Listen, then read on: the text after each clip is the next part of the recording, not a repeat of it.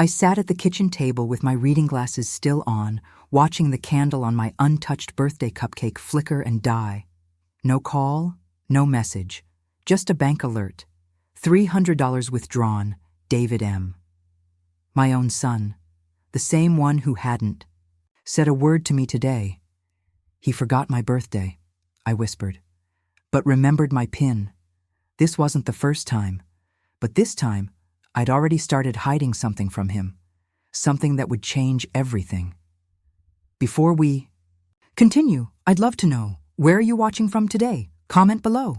I used to think being a good mother meant being everything all the time. Provider, protector, cheerleader, safe place. I wore the role like a second skin, so tightly I forgot who I was before it. My name is Carol. I'm 62 years old. For most of my life, I was a school librarian. The kind with a sweater over her shoulders, a pencil tucked behind her ear, and tissues in her drawer for the kids who needed a quiet cry between classes. I loved books. I loved children. But most of all, I loved being David's mom. I had him young, 26 and newly widowed. His father, Mark, died in a car accident just 3 months before David was born. I remember sitting in the hospital bed, cradling this red-faced, wailing baby, whispering to him, "It's just you and me now."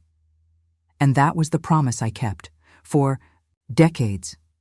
I made his lunches every morning, added little notes with knock-knock jokes and silly drawings. I was at every parent-teacher conference, every soccer game, even when it meant leaving work early or skipping meals. When he got chickenpox, I stayed up for 3 nights straight, checking his temperature every hour. When he had his first heartbreak, at 15, I sat on the floor of his room and held him while he cried, wiping his tears like I did when he was 5.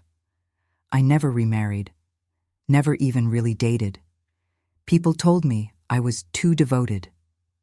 I thought they were wrong, because in my heart, I believed love given to a child always came back stronger, and for a while it did. David was affectionate, sweet. He'd curl up beside me on the couch, rest his head on my shoulder, and say, "You're my favorite person, Mom." On Mother's Days, he'd make breakfast and read me poems he wrote himself. But somewhere along the way, maybe during college, maybe after, things shifted. It wasn't all at once. It was quiet, slow, like water, wearing down stone. He stopped calling unless he needed something, forgot birthdays here and there, said he was busy. I'd drop off groceries and he'd say thanks, but wouldn't look up from his phone, and each time I swallowed it, told myself he was overwhelmed, told myself, at least he's not in trouble, at least he still talks to me. When he graduated college and couldn't find a job, I was the first to say, "Don't worry, I'll help until you're back on your feet." That help turned into months, then years. When he got scammed trying to start a small business, I gave him my emergency savings. "It's only money," I told him. "You'll bounce back." But he never did, and I never stopped handing over what I had. I even let him link his debit card to my account years ago, just in case. I never imagined he'd still be using it at 31, let alone on my birthday. I think the part that hurts most isn't the money. It's that he didn't even think to check in. No text, no call, no message, just silence. It made me wonder, did I raise a kind son? Or just teach him that love always meant giving, no matter the cost? Because if I'm being honest, I was always the woman who gave. I stayed late at school helping other people's children learn to read, brought home stray cats, sent birthday cards to neighbors who barely knew my name. I told myself I didn't mind. But that birthday morning, staring at that cupcake, I did mind. I minded a lot. I had spent a lifetime showing up for everyone else. But the moment I needed someone to show up for me, I realized I might have disappeared somewhere along the way. The day after my birthday, I woke up early. Not because I had plans, because I couldn't sleep. I kept wondering if maybe he'd call late, maybe he was just distracted, maybe I was overreacting. I turned my phone over. Still nothing. What I did see was a social media notification. I don't even use Instagram much, but curiosity got the better of me. I tapped it open. There he was, David, laughing in a dimly lit bar, holding up a drink with one hand, his other, arm around some friends I didn't recognize. The caption read, "Late night hustle break. Work hard, play harder." I stared at it for a long time, not because I was angry yet. No, I was confused, heartbroken maybe, trying to fit the pieces. Together, he hadn't just forgotten, he was celebrating, and I wasn't even in his rearview mirror. David lived only 25 minutes from me. Same city, same area code. He used to drop by unannounced, just to raid my fridge. Now, visits only happened when his fridge was empty, or when his rent was due. He called me old school for still clipping coupons and baking from scratch.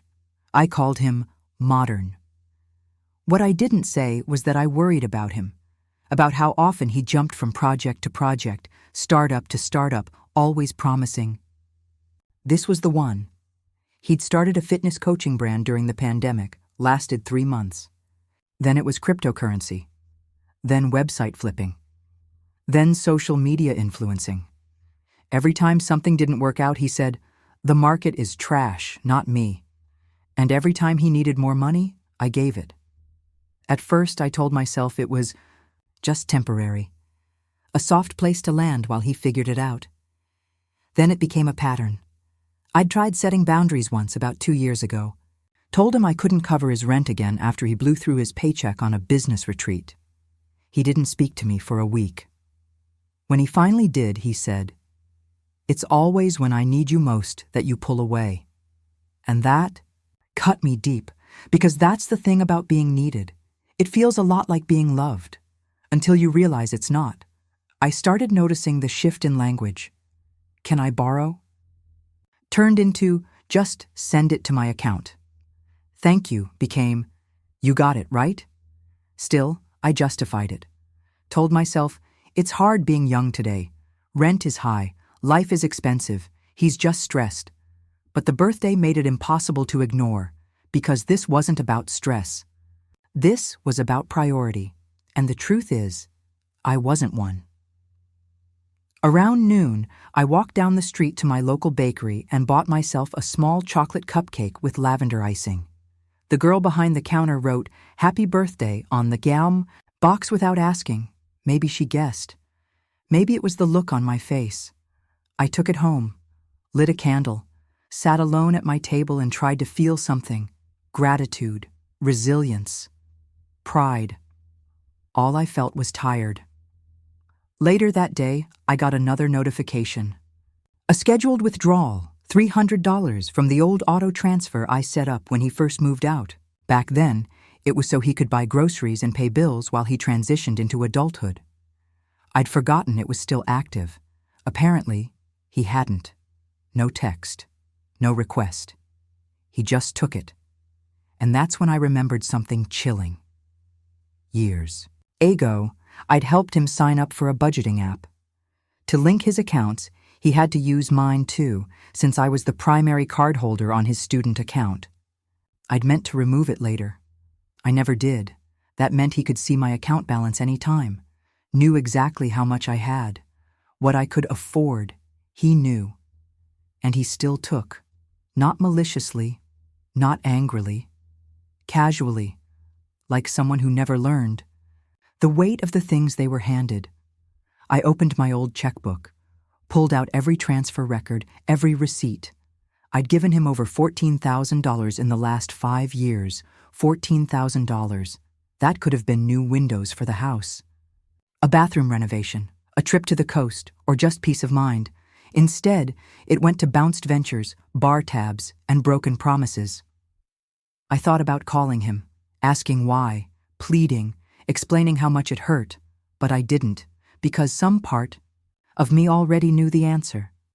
I just wasn't ready to hear it out loud. I told myself I was just being a good mother. But now, with every dollar gone, I wondered, was I just being used? That evening, I did something I hadn't done in years. I confronted David, not with anger, just a small, cautious nudge. A text. "Hey, sweetheart. I missed hearing from you on my birthday. Hope everything's okay." I waited. 30 minutes, then an hour. When my phone finally buzzed, it was a short, chirpy response. "OMG, sorry. Things have been hectic. You know I love you. Hey, BTW, can you spot me another $200 until Friday? Rent's tight again." That was it. No happy birthday. No apology. Not even a question mark. I stared at the message, feeling something in my chest twist. Not sharp, not explosive, just cold. Numb. I didn't respond. Instead, I stood up, went into the living room, and opened the old photo album I hadn't touched in years. There he was, David, 6 years old, grinning with chocolate frosting on his cheeks, holding up a lopsided birthday card he'd made for me in crayon. It read, "To the bestest mommy in the whole universe, I love you 3,000 times." Back then, he couldn't go a day without asking if I was okay. He used to leave sticky notes in my purse. "Don't forget snacks," or "Smile today, Mama." Somewhere along the way, that little boy vanished, and I don't know when it happened. That's the hardest part, not knowing the moment your child stopped seeing you as a person and started seeing you as a resource. I closed the album and walked to the kitchen, poured myself a cup of tea I didn't want. I opened my laptop and hesitated before logging into the budgeting app. Yes, the one I'd forgotten he still had access to. It showed every transaction tied to our shared history. And there it was, Saturday night. Nightjar Lounge, 97 to 50.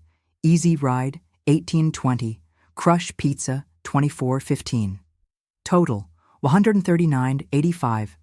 Almost half the money he pulled from my account that morning.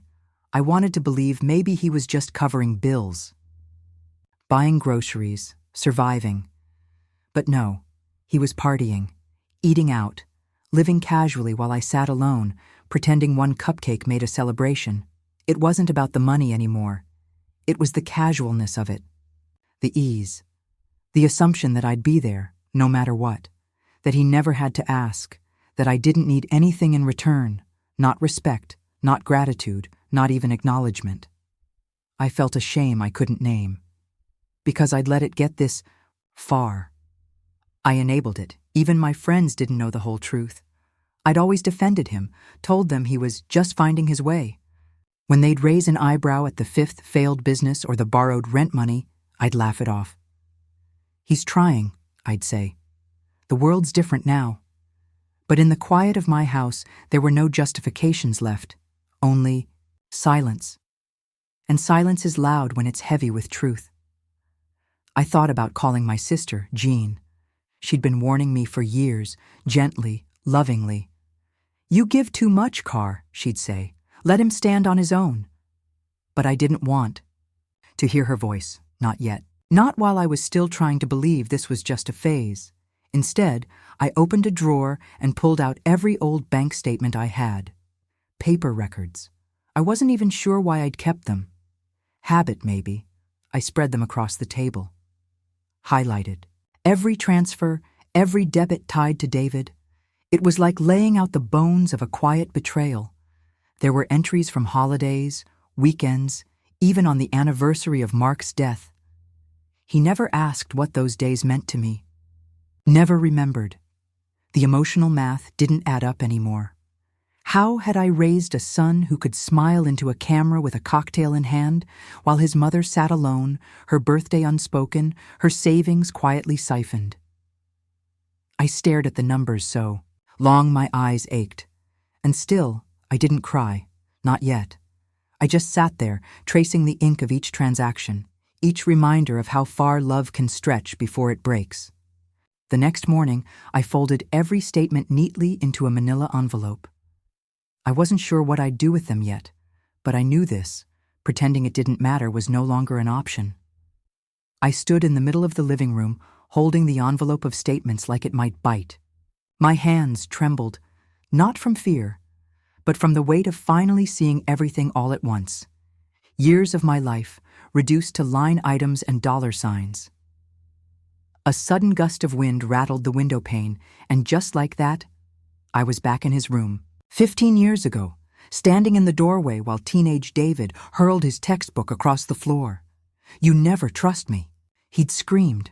All I had said was no to buying him a new gaming console. I remember the look on his face, not sadness, not disappointment. It was fury, like a king denied tribute. He was 16, and I was still paying off credit cards from the last Christmas.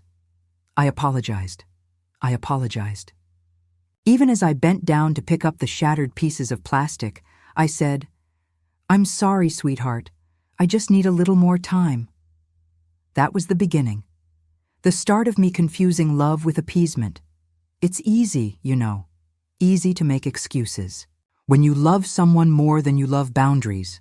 I gave him my time, my energy, my savings, and when that wasn't enough, I gave him pieces of myself I didn't know I was allowed to keep. I thought I was doing the right thing. Thought I was giving him freedom, security, trust. But what I really gave him was permission. I sat on the edge of the couch, the same place I had nursed him through chickenpox, bad grades, broken hearts, and for the first time in my life, I couldn't find a way to comfort myself. My chest felt heavy, my ears rang. I tried to breathe slow, but the air caught in my throat like smoke. That's when the tears came. Not loud, dramatic sobs, just quiet streams running down my face, like they'd been waiting, politely, for permission. In my lap was the birthday card I had bought myself. A silly thing. Light blue, with a cartoon teacup on the front and the words, "Wishing you peace, joy, and sweet moments just for you." I had planned to laugh at it, maybe light a candle and make a wish. Instead, I sat there, 32 years after becoming a mother, wondering if I had failed. Not because I didn't love enough, but because maybe I loved too much. I thought of all the times I'd lied for him, covered up missed rent payments, paid his phone bill without telling anyone, sent him gift cards under fake names so he wouldn't feel ashamed. Ashamed? He didn't even feel guilty. I felt the shame. I carried it like a purse, tucked neatly under my arm, ready to be opened when people asked why he hadn't called, or why he wasn't working, or why he was always in between opportunities. I told myself he was still figuring things out, but he was no longer a boy. He was 31, and I was tired, not the kind of tired that a nap fixes, the kind that settles in your bones, in the back of your neck, in the pit of your stomach. I stood up, reached for the bookshelf, and pulled out my old journal. The leather cover was cracked, the pages yellowing. I flipped to the last entry, 2 years ago. A therapist I'd seen briefly had suggested journaling. I'd only gone to 3 sessions before David made me feel guilty for wasting money on talking about feelings. But I remember something she said. She looked at me, not unkindly, and asked, "Would you let a stranger treat you the way your son does?" I hadn't known how to answer, but tonight, I finally did. I opened the journal to a fresh page and wrote, "No, I wouldn't, not anymore." Then I wrote every moment I could remember, every time he took without asking, every holiday he skipped, every time he said, "You're being dramatic," or "Don't make this about you." By the time I finished, 2 hours had passed. The envelope of statements sat beside me. But now it felt different. Not like shame, like evidence, not for a courtroom. For me. Proof that what I felt wasn't imaginary, that I hadn't invented this ache. Engagement prompt 2. Have you ever had to set boundaries with someone you love? Deeply? I'd really like to hear your story in the comments. I stood, walked to the mirror, and stared at myself. I looked older, not just in age, but in spirit. My eyes, once quick to soften, now held a kind of stillness, and I said it out loud, steady and clear. This ends now. I had always made space for him, but for the first time, I was ready to make space for myself. The next morning, I woke before the sun. The house was quiet, the kind of quiet that usually made me feel lonely, but not today. Today it felt like permission. I poured my coffee slowly, letting the smell wrap around me like a blanket. Then I walked straight to my desk and picked up the phone. First call, the bank. I asked to speak with someone in account security. The woman on the line was polite, but hesitant when I explained the situation. "Your son still has authorized access," she said. "Technically, he didn't do anything illegal." I took a breath and nodded, even though she couldn't see me. "That's fine. I'm not here to argue. I'm here to end it."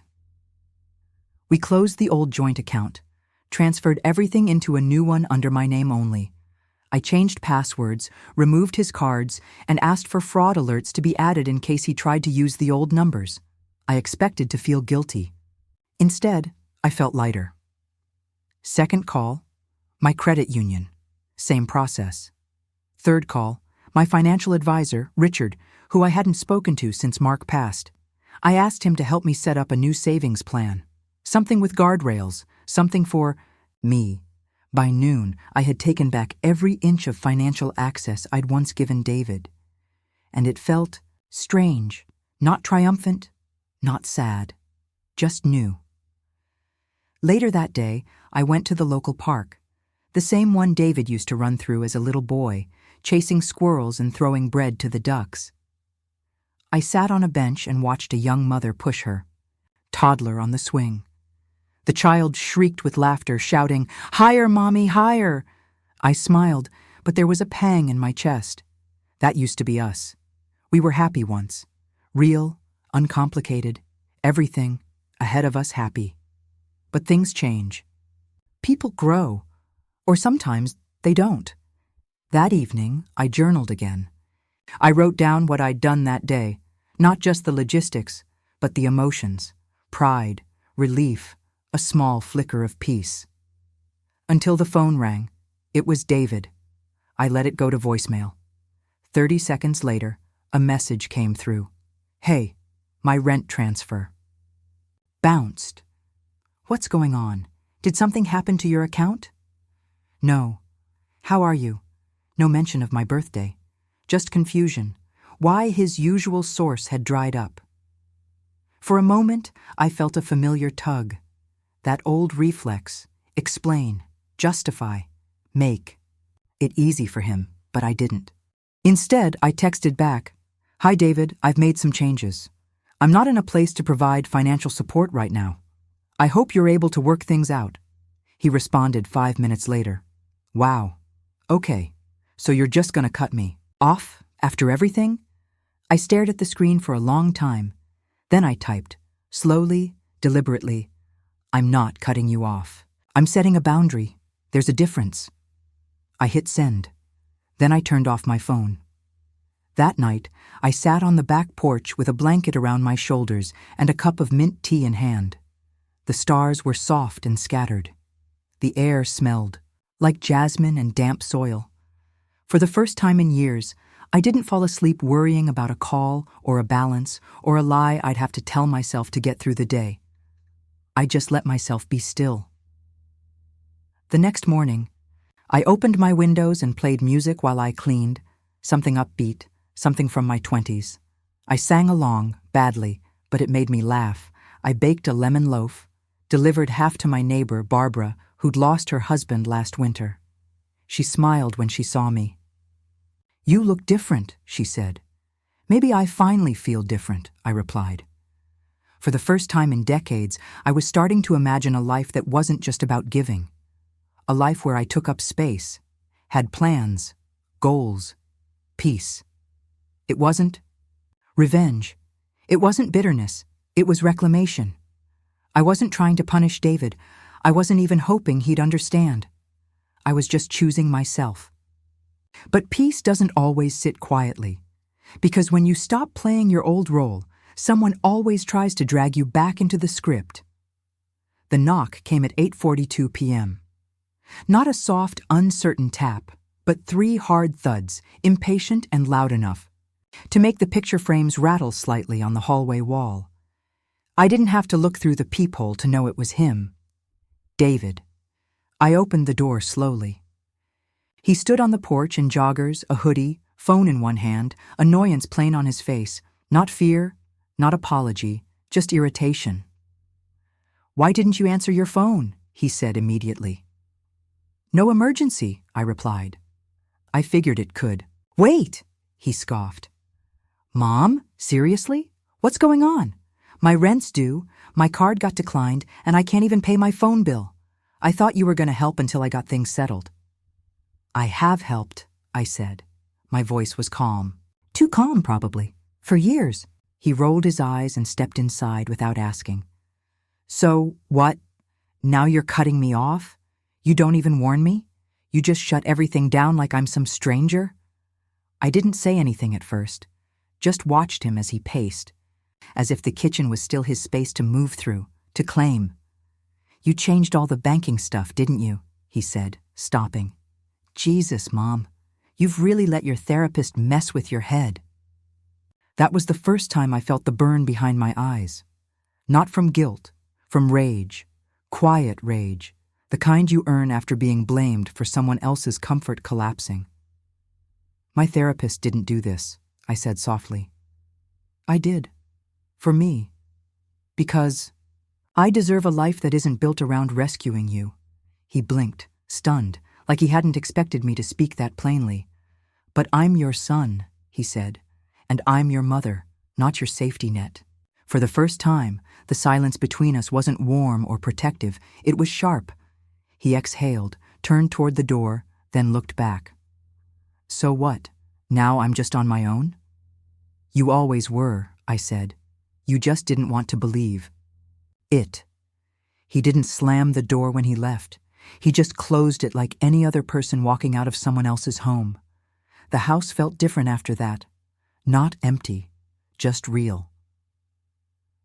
Later that night, I sat down with a cup of tea and tried to read. But I couldn't focus. My phone buzzed. A message from my sister Jean. "Hey, David just called me. Said you're freezing him out. Everything okay?" And just like that, the ripple began. David had started his own version of the story. Calls from relatives I hadn't heard from in months. "Carol, he's your only son. You don't just give up on family. It's not like he's stealing. It's just money." They all meant well, but none of them had seen the late-night transfers, the overdraft fees, the years of emotional erosion. None of them had sat, alone on their birthday. And still, I found myself shrinking again. Second-guessing, replaying everything. Maybe I had been too harsh. Maybe I should have given him a warning. Maybe I was selfish for needing space. The guilt came in waves, sharp and sudden, until I heard it. A voicemail from David. I played it on speaker. His voice was low, casual. I could hear street noise in the gone background. "Yeah, she's losing it," he said. "Thinks cutting me off will magically fix everything. She's been reading self-help books or some crap. Swears she's having some awakening or whatever." A pause, then laughter. Not his, a woman's voice, young, high-pitched. "She really blocked the transfers?" "Yep," he replied. "All of them. I'm gonna have to get creative." They laughed again. My hands didn't shake. Not this time, I just pressed save. Then I sat back in my chair, staring out the window at the dark yard beyond the porch. This was no longer a misunderstanding, no longer a lost son looking for support. This was someone who had learned how to manipulate people into calling it love, and I had been the easiest target. I thought the worst was over. But the truth hadn't even finished speaking yet, and the next voice I'd hear would crack the story wide open. The voicemail echoed in my mind like a storm trapped in a glass jar. "I'm gonna have to get creative." He wasn't struggling. He was strategizing. And suddenly, everything clicked into place.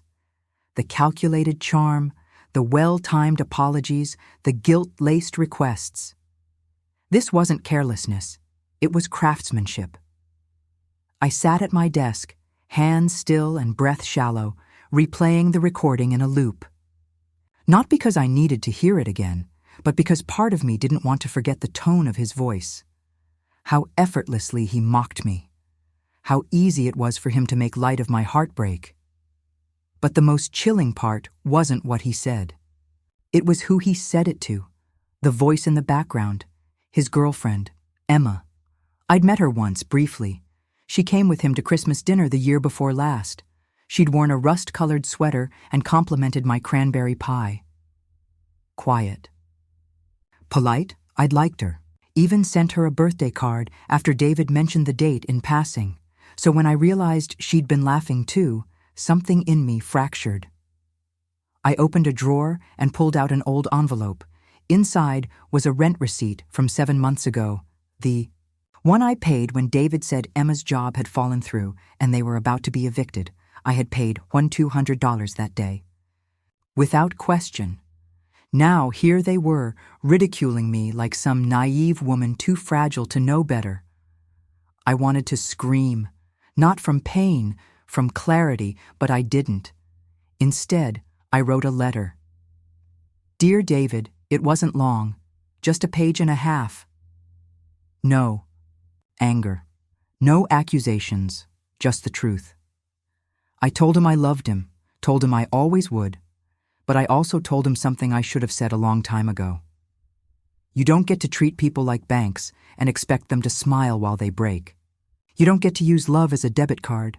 I told him I wasn't angry, I was awake, and I was finished. I signed it. Mom. I sealed the envelope, drove to his apartment complex and slipped it into his mailbox. I didn't knock, didn't look around, just walked away.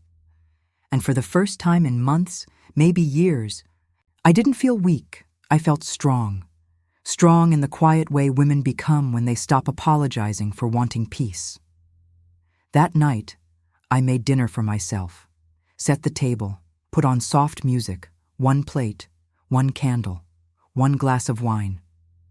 I ate slowly, deliberately, like someone learning how to enjoy their own company again. Then the doorbell rang. I froze. For a heartbeat, I thought it might be him. Maybe with anger, maybe with a plea, maybe with an apology he didn't believe. But when I opened the door, it wasn't David. It was Emma. She looked different, paler, eyes rimmed red like she'd been crying. Hi, she said, her voice barely, above a whisper. Can I talk to you? I stepped back, motioned her in. She sat on the edge of the couch, clutching a tote bag like it was armor. I heard the voicemail, she said. I wasn't supposed to, but he left it open on his laptop. And I heard it. I said nothing, just waited. I didn't know that's how he spoke to you, she continued. I didn't know how much you'd helped us. I thought he was the one supporting you, that you were unstable. I closed my eyes for a moment. Of course, that was the story he told her, that I was old, clingy, controlling. Emma looked at her lap. He told me he was giving you money every month, said you had memory problems. My breath caught in my chest. That's why I laughed in the voicemail, she said. I thought you were just dramatic, but you're not. You're kind, you helped us, and I let him lie about you. She started to cry then, small, crumpled sobs that seemed to surprise her as much as they did me. I handed her a tissue, said, nothing for a long time. Then finally, you're not the first person he fooled. She looked at me with wide, grateful eyes. I don't know what to do. And I said, calmly, evenly, leave if you can. Before you lose pieces of yourself, you won't know how to get back. She nodded, quietly. When she stood to go, she turned to me and said, thank you. For the truth. After she left, I stood at the window and watched her walk into the night, her bag clutched tightly in her arms. Not everyone gets out early. Some of us take decades. I thought that letter would be the last word. But then, on a rainy Thursday, I saw my name scrawled on an envelope in handwriting I knew like my own. It was Thursday afternoon. The sky hung heavy with rain, the kind that doesn't pour so much as it lingers, slow, gray, and persistent. I was folding laundry when I heard the soft thud of the mail slot. At first, I thought nothing of it. Just bills, maybe a flyer. But when I walked to the front door and saw the cream-colored envelope on the floor, I paused. It had my name on it, Mom, written in David's handwriting. I'd know those uneven, slanted letters anywhere. My fingers hovered over it for a moment. I half expected it to vanish if I blinked. I picked it up slowly, turned it over. No return address, no stamp. He must have delivered it by hand. I carried it to the kitchen table and sat down before opening it. The letter was short. I'm not ready to talk, but I'm thinking about everything. I know I hurt you. I hope one day I can be better. I don't expect anything from you. I just wanted you to know that. No apology, no explanations, but also no request, no manipulation, no ask for money, and that, in its own quiet way, felt like a step, not a mended bridge, just the first brick laid down, on his side this time. I folded the letter and slid it into the drawer beside my old journal, not out of sentimentality, but because I wanted to remember this moment, the moment he finally said nothing, and let that be enough. I didn't cry. I didn't rush to respond. I just made tea, wrapped a shawl around my shoulders, and watched the rain trace long fingers across the window pane. In the weeks that followed, the silence between us grew. But for once, it wasn't hollow. It was necessary, like soil lying fallow after a long, toxic harvest. David didn't call. Didn't reach out, and something about that felt right.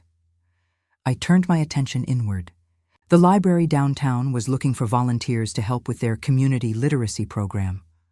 I hadn't worked with children in years, but when I stepped into that building and smelled the old pages and floor wax, something opened up inside, me like a forgotten door.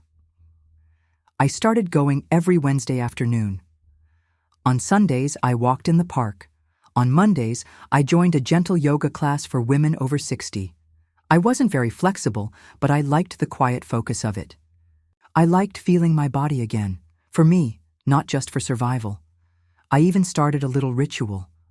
One night a week, I'd cook myself a nice dinner, light a candle, and eat it at the dining room table with music playing, just like I used to when Mark was alive, not because I was pretending, but because I was remembering that I had always been a full person, with tastes, desires, dreams.